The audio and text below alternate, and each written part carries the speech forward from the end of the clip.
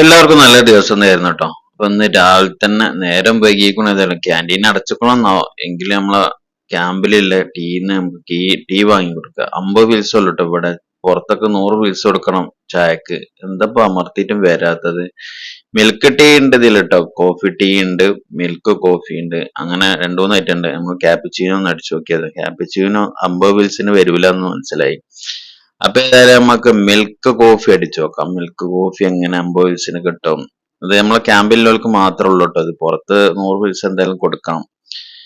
അഥവാ എങ്ങാനും ക്യാൻറ്റീന് ഭക്ഷണം കൊടുക്കണുണ്ടെങ്കിലോ, ചായ സലീംകുമാർ പറഞ്ഞ മാതിരി ബിരിയാണി എങ്ങാനും കൊടുക്കണ്ടെങ്കിൽ പോയി കൈക്കാലേറി ഇറങ്ങിയതാട്ടോ. എന്തായാലും ചായ കൈ പിടിക്കാം. രാവിലെ ഒരു കട്ടൻ ചായ കുടിക്കുന്ന ശീലം ആർക്കെങ്കിലും ഉണ്ടെങ്കിൽ ഒന്ന് ലൈക്ക് ചെയ്യാട്ടോ, കമന്റ് ചെയ്യുക. രാവിലെ തന്നെ കട്ടൻ ചായ ചിലവർക്കുണ്ട്, വെറും വയറ്റിൽ കട്ടൻ ചായ കുടിക്കണം.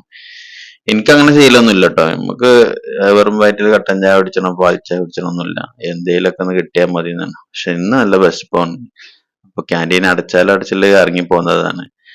എന്താ പറയാ, എല്ലാവർക്കും സുഖാണെന്ന് കരുതണം. അപ്പൊ ഒരുപാട് പേര് സബ്സ്ക്രൈബ് ചെയ്യാതെ വീഡിയോ കാണുന്നുണ്ട്. ഒന്ന് ലൈക്ക് ചെയ്യാറില്ല, എല്ലാവരും ഒന്ന് സപ്പോർട്ട് ചെയ്യാം.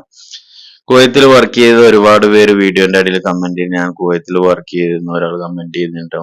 18 വർഷമായിട്ട് കുവൈത്തിൽ വർക്ക് ചെയ്തിരുന്ന അയാൾക്ക് സമ്മതിക്കണം. അതല്ല ഈ വെയിലും അമ്മാതിരി ചൂടാണ് ഇവിടെ. അപ്പൊ നമുക്ക് ക്യാൻറ്റീനിൽ ചെന്ന് നോക്കാം. ക്യാൻറ്റീന്റെ ഡോർ അടച്ചിട്ട് കിടക്കുന്നത്, അടച്ച് കിടക്കുന്നുണ്ട്. അപ്പൊ സംഭവം പൂട്ടിയിട്ടുണ്ട്.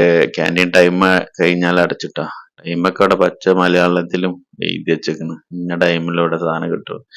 പിന്നെ നമ്മള് പ്രതീക്ഷയുള്ള ഓരോ ജീവിതം മുന്നോട്ട് വെക്കണേ. അപ്പൊ നേരെ നമുക്ക് ചായ കുടിച്ച് നേരെ നമുക്ക് റൂം പോയേക്കാം. റൂം പോയിട്ട് ഒരുപാട് പണിയുണ്ട് കേട്ടോ.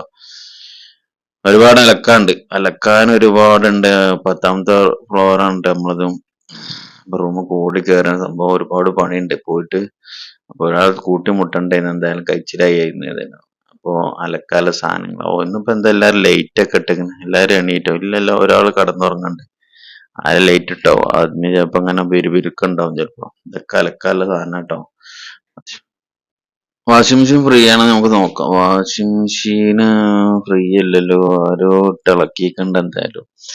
വാഷിംഗ് മെഷീൻ ഫ്രീ അല്ല. അപ്പൊ ഏതായാലും നാളെ തിരുമ്പോ ഏതായാലും. അപ്പൊ നമുക്ക് ഉച്ചക്കത്തെ ഫുഡ് കഴിക്കാൻ പോയാലും രാവിലെ ഏതായാലും കിട്ടിയില്ല.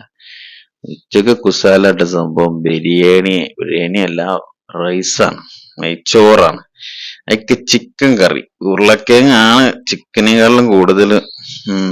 എന്നാലും കുഴപ്പമില്ല അല്ലേ. ചിക്കൻ കറി നല്ല നമ്മളെ പത്തിരിക്ക് പറ്റിയ ചിക്കൻ കറി കേട്ടോ.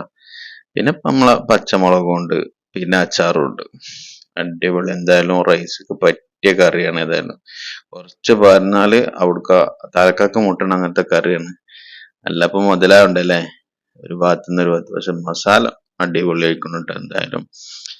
അപ്പൊ എന്താ പറയാ, ഉച്ചക്കത്ത് കുസാലാക്കി നമ്മള്. ഉച്ചക്കത്ത് പായസം കിട്ടാ, അത് പറയാൻ മറന്നു. രാവിലെ കിട്ടാത്തതിന്റെ ഇതിന് പായസം കിട്ടി. പായസം കാണിച്ചത് നല്ല അരി പായസം. പച്ചമുളക് കടിച്ചാല് നമ്മളെല്ലാ മസാലയും ഒരുമിച്ച് കിട്ടും. അതുകൊണ്ടാണ് ഈ പച്ചമുളക് കടിക്കുന്നത്. ഏത് മസാലയ്ക്ക് യോജിക്കും പച്ചമുളക്. അതായിട്ട് നമ്മളെ പായസം അണ്ടിപ്പരിപ്പ് മുന്തിരിയൊക്കെ ഇട്ട് അരിപ്പായസം. നല്ല മധുരട്ടോ, കിട്ടും മധുരം. അങ്ങനെ അതൊക്കെ കഴിഞ്ഞ് നമ്മൾ ഷോപ്പിലെത്തിയപ്പോ കാണുന്ന കഴിച്ചിട്ടാ. പ്രവാസികൾ ഇങ്ങനെ ഇരുന്നാണ്ട് ഭക്ഷണം കഴിക്കണ്ടേ, ഇടത്താവളായിട്ട്. ഏതായാലും അങ്ങനെ കഴിഞ്ഞതാ. നമ്മള് 4 മണിയായപ്പോ കുറച്ച് വെള്ളം കിട്ടിയാല് ഇപ്പൊ നമ്മളാ ചന്ദ്രബായിന്റെ ഇങ്ങനെ വിളിച്ചു. മൊസംബിയൊക്കെ ചെത്തിപ്പൊളിച്ചിട്ട് ഖന ഖന ഖന എന്നാണ്. അപ്പൊ അങ്ങനെ മുസംബി ഇങ്ങനെ കടിച്ച് നല്ല മധുരല്ല മുസംബി എന്നിട്ടാ. നല്ല വെള്ളമുണ്ട്, ജ്യൂസിന് പറ്റിയ ഐറ്റംസ്. അപ്പൊ നല്ല ജ്യൂസിന് പറ്റിയ മുസംബി എന്നിട്ട് വെള്ളം കണ്ടാ ഒലിച്ചിറങ്ങണം. അപ്പൊ അങ്ങനെ കഴിഞ്ഞ് രാത്രി ചെറുപയറും ഒപ്പം. പണ്ട് ചെറുപയർ ഒന്നീന്ന് ഓർമ്മ എനിക്കറിയാം. സ്കൂളിൽ നിന്നിട്ടോ, സ്കൂളില് ചെറുപയർ കറി, ചെറുപയറും ചോറും അടിപൊളിയായിരുന്നു. ആ ഓർമ്മയാണ് ഇവിടെ വരുമ്പോ. ചെറുപയർ വീട്ടിലെത്തിയ പിന്നെ ചെറുപയർ വല്ലാതെ കഴിക്കലുണ്ടായി എന്റെ വീട്ടിലങ്ങനെ. അത് കഴിഞ്ഞ് രാത്രി കയറിയപ്പോ നമ്മളെ നൈറ്റിലവർക്ക് ഫുഡ് കഴിക്കുന്നുണ്ടാ, ലോഡിങ് സ്റ്റാഫ്. അപ്പൊ അവരുന്നേരം പിച്ചു വാങ്ങി തിന്നു, മീൻ പൊള്ളിച്ചത്. അപ്പൊ അങ്ങനെ എല്ലാവരോടും ഗുഡ് നൈറ്റ് പറയണു. അപ്പൊ ലൈക്ക് ചെയ്യാൻ മറന്നു ലൈക്ക് ചെയ്യുക, ഷെയർ ചെയ്യാൻ മറന്നു ഷെയർ ചെയ്യുക, സബ്സ്ക്രൈബ് ചെയ്യുക. ഒക്കെ അടുത്ത വീഡിയോ കാണാം. ബൈ.